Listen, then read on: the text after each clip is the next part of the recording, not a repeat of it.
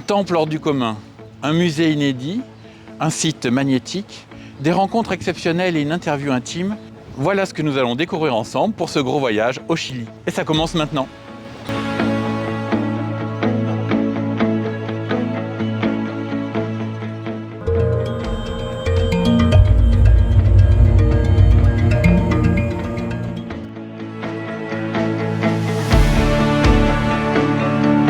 Bienvenue au Chili, je suis Isidore Vivant et je vous amène à travers le monde, en dehors des sentiers battus pour voyager différemment.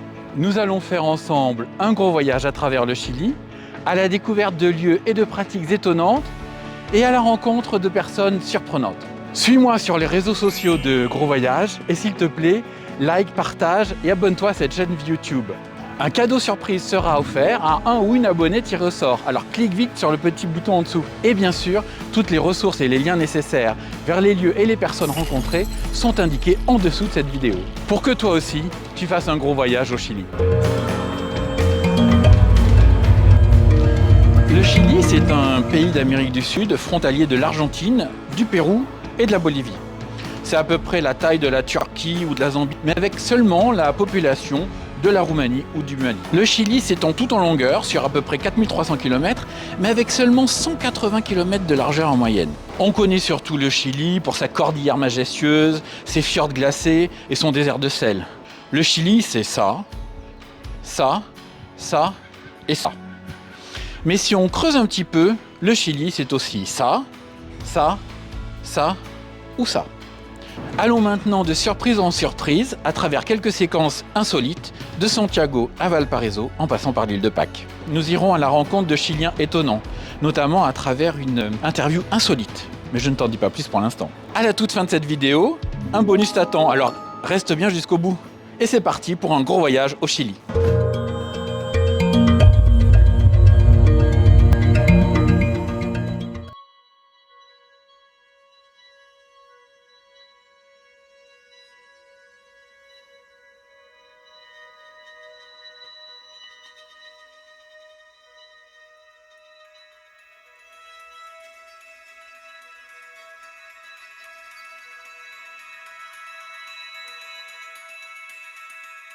Arriver au Chili par la cordillère des Andes permet d'accéder à un endroit exceptionnel sur les hauteurs de Santiago.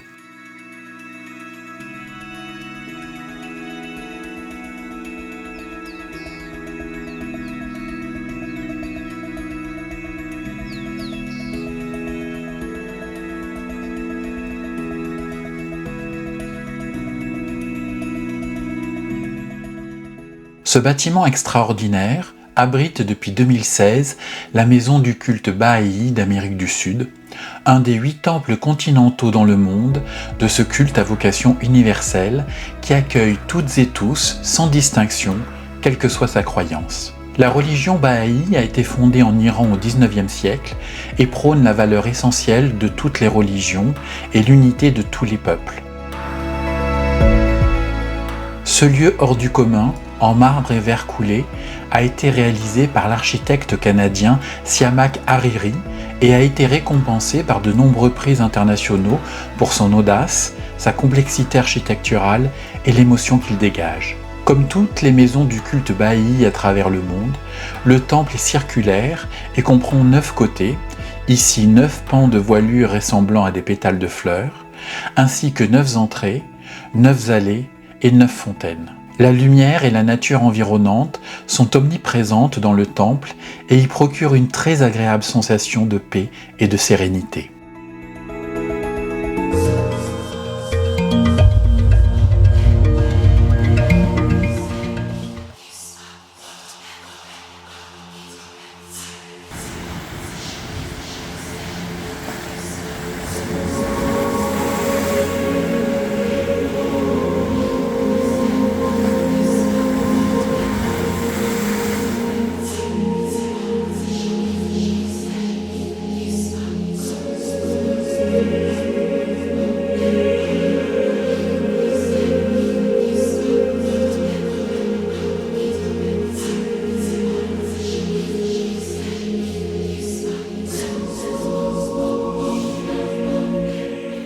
Mais que regarde-t-il ?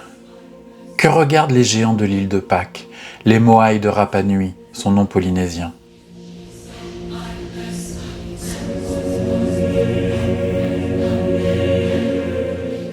Plus de 1000 statues de basalte, cette pierre volcanique constitutive de cette île du Pacifique, nous fixent de leur puissant regard ancestral.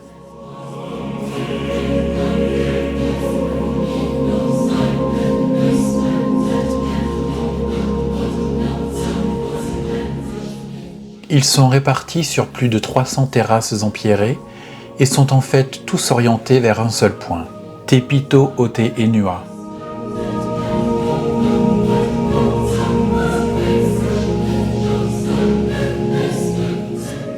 Dos à la mer, ils concentrent leur énergie sur le nombril du monde, une pierre magnétique autrefois située au centre géographique de l'île et qui matérialisait le lieu de rassemblement cérémoniel des chefs des 9 clans de Rapa Nui.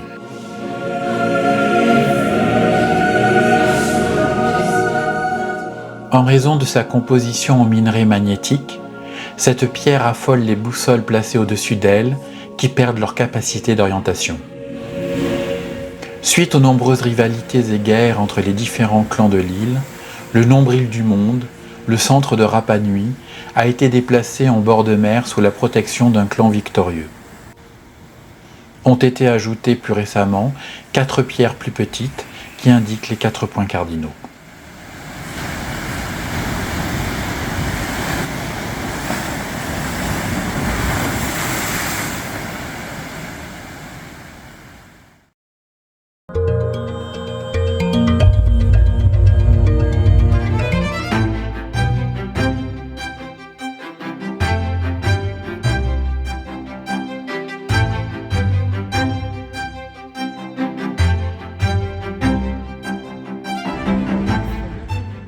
En plein cœur de Santiago, le palais de la Moneda abrite la présidence du Chili et plusieurs ministères. Mais il cache sous sa pelouse un joyau culturel insolite, le centre culturel du palais de la Moneda.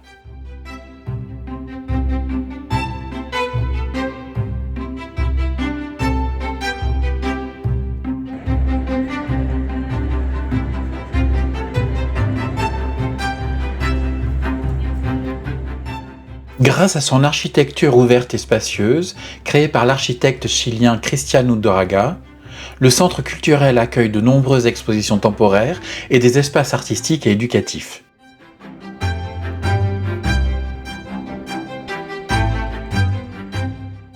Une ambition politique et culturelle au service de toutes les Chiliennes et de tous les Chiliens.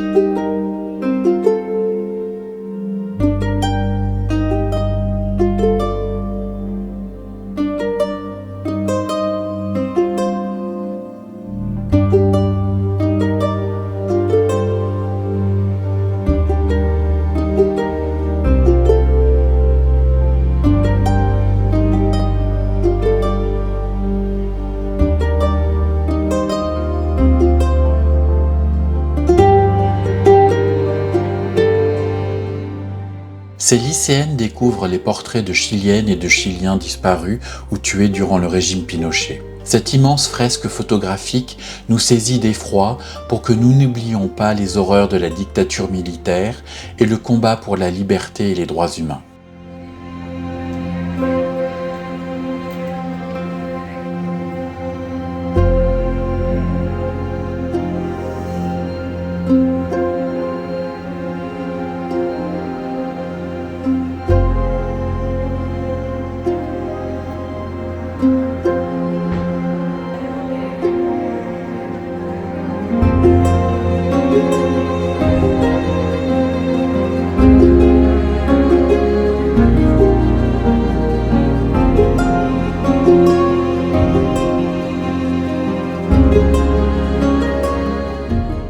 Le musée de la mémoire et des droits de l'homme a été inauguré en 2010 par la présidente de la République, Michelle Bachelet, devenue par la suite haute commissaire des Nations Unies aux droits de l'homme.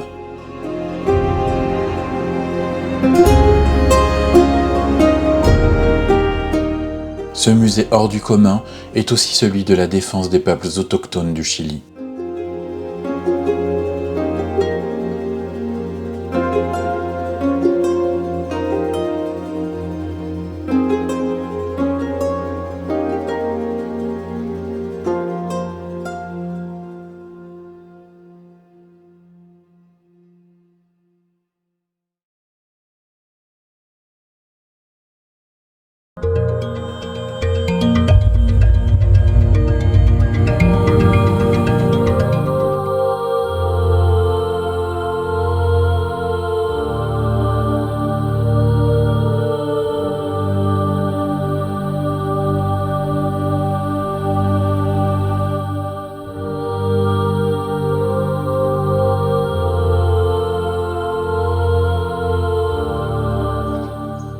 Dans l'église de Angaroa, chef-lieu et seule ville de Rapa Nui où réside la quasi-totalité des 7000 habitants de l'île, les objets du culte sont marqués par la nature environnante.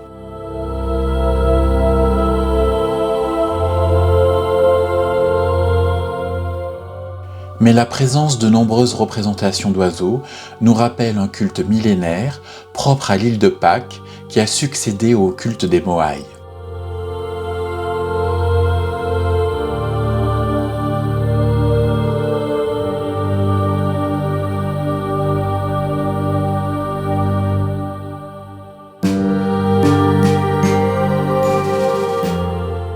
Chaque année, jusqu'en 1866, des hommes de chaque clan s'affrontaient pour devenir l'homme-oiseau, le Tangata Manu, permettant ainsi de désigner le prochain roi de l'île.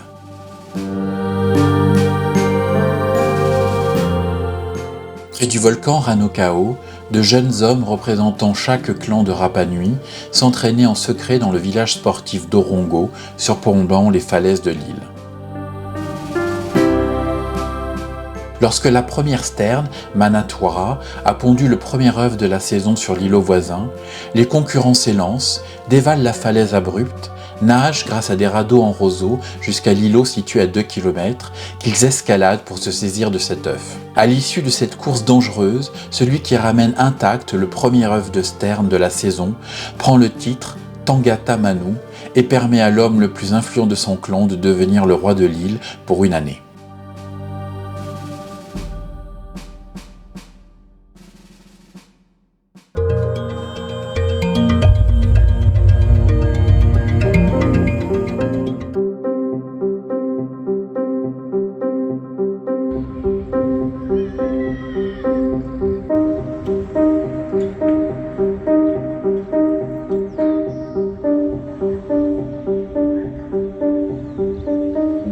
Bienvenue à Valparaiso, la ville aux 45 collines et aux milliers de maisons peintes et d'escaliers colorés. Mais aujourd'hui, je t'emmène voir un lieu très différent.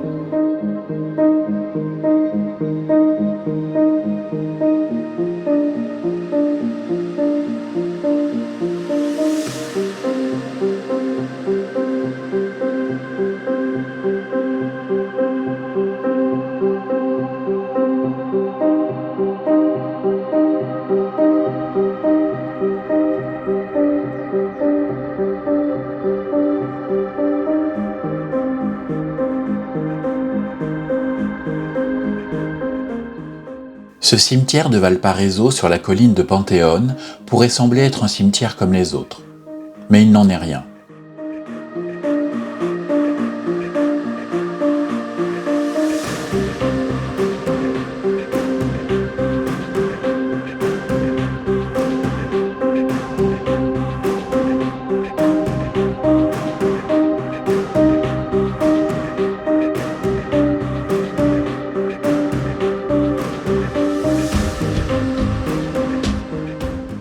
Il s'agit en fait du cimetière des dissidents.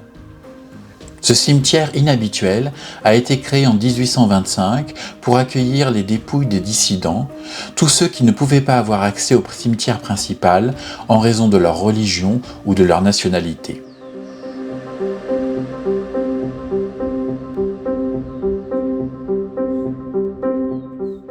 Le cimetière numéro 1 était exclusivement réservé aux Chiliens catholiques. Les autres étaient jusqu'alors jetés en mer.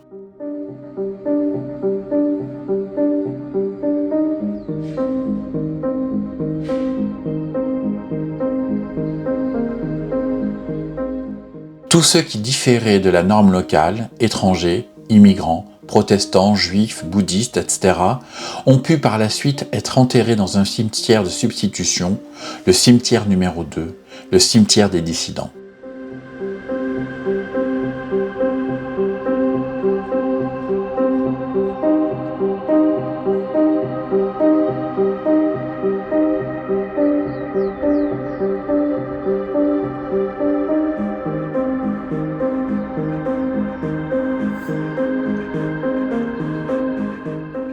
Plus de 800 tombes nous racontent l'histoire et la diversité du Chili, où des femmes et des hommes, venus de lointains pays et porteurs d'une foi différente, ont tenté d'atteindre leur idéal en se frayant un chemin dans la société du Nouveau Monde.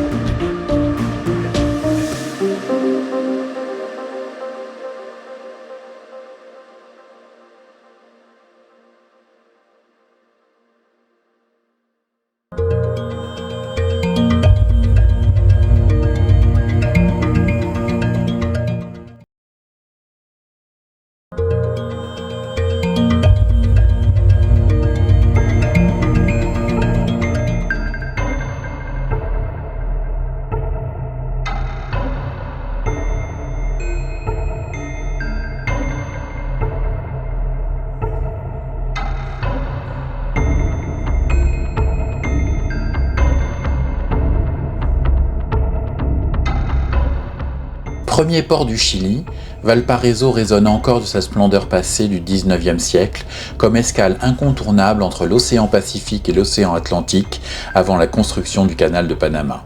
Des marchands et négociants immigrants venus d'Europe ont ainsi fait fortune dans ce port mythique.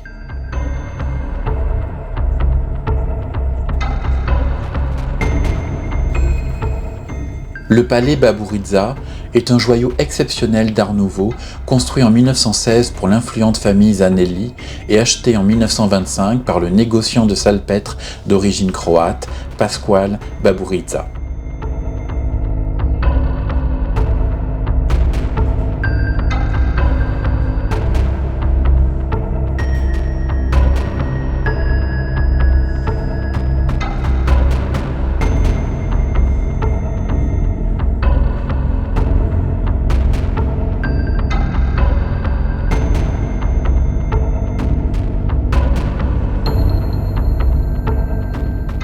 C'est aujourd'hui le musée des Beaux-Arts de la ville de Valparaíso.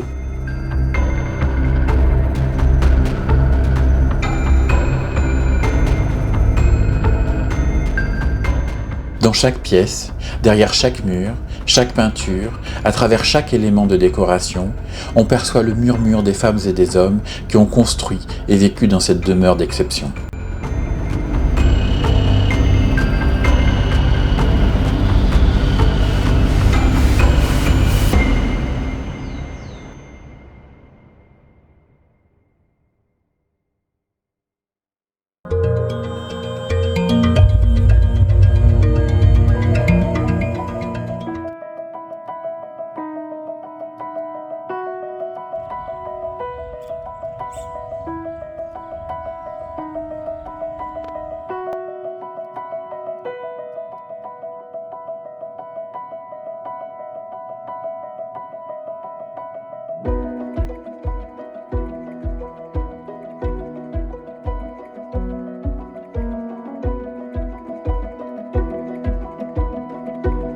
Can you tell us where we are? We are in Ahu Tongariki, which is where my name comes from. My name is Tongariki Rangikurakura Teavetuki, or Tongariki, just like this place. Okay. And does it mean something special? It means Tonga means support or to gather. Ariki refers to the king, so this is the place where all kings would come and gather to solve issues. Okay. This is the only place that they would meet, so this would be like the UN. Okay. You might think about it. Is it your favorite place in Easter Island, or do you have in Rapa Nui, or do you have better place? I have other places, but this is one of my favorites. Yeah. Tongariki, especially during sunrise. How would you describe Rapa Nui in 3 words? Rapa Nui, Or one I word? would say mana, which refers to unnatural forces. Maybe survival, because they did really good surviving through many things. Mana, survival, strength, maybe is the only one that comes to my mind. Okay. Yeah. And would you have the same word for the Rapa Nui people, or there are other things that comes in mind to you? For the Rapa Nui people, I would say they're wild, very wild, very raw, very natural. Okay. Do you consider yourself as a Rapa Nui, a Chilean, both? I'm a Rapa Nui. I consider myself a Rapa Nui, but I know that in documents I have a Chilean passport. Okay. But at heart, a Rapa Nui. Okay. And Polynesian? And Polynesian, Part of the Asian. part of the Polynesian Triangle. Yeah. Okay. And if there is one thing that we should remember about Rapa Nui, what would that be? What would be the best to take in our heart when we go out for Rapa Nui? Probably love. The Moai is actually a story of. It's a love story between a father and a son. Basically, the first Moai was built by a son that missed his father so much that he ended up dreaming with him.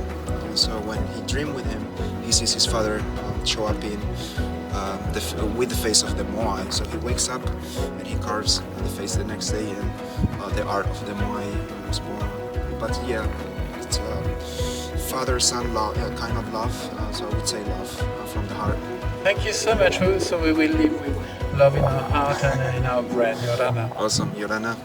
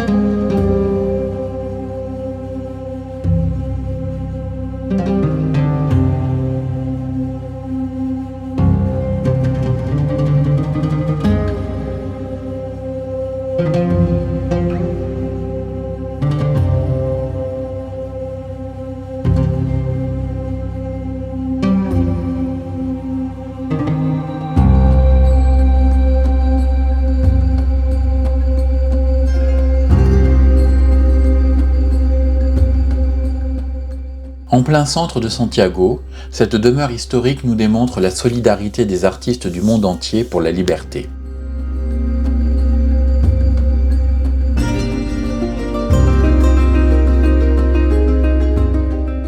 La collection du musée de la solidarité Salvador Allende a été élaborée par des dons d'artistes du monde entier en soutien à l'action du président chilien pour l'éducation culturelle du peuple.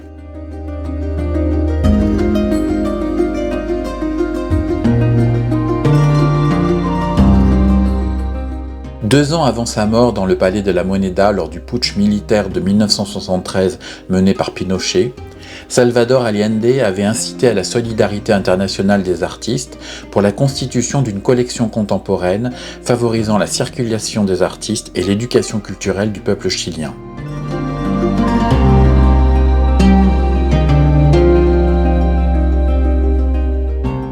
L'engouement international suscité par cet appel insolite a permis de constituer une collection d'une grande diversité, unique au monde, où la liberté et la fraternité sont des thématiques centrales.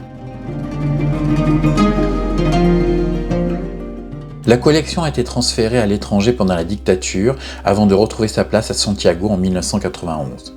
Aujourd'hui, cette collection exceptionnelle de plus de 3000 œuvres ne cesse de s'enrichir régulièrement pour saluer la mémoire d'une figure politique marquante de l'histoire du Chili et du monde au XXe siècle et pour nous rappeler l'importance de la lutte pour les libertés.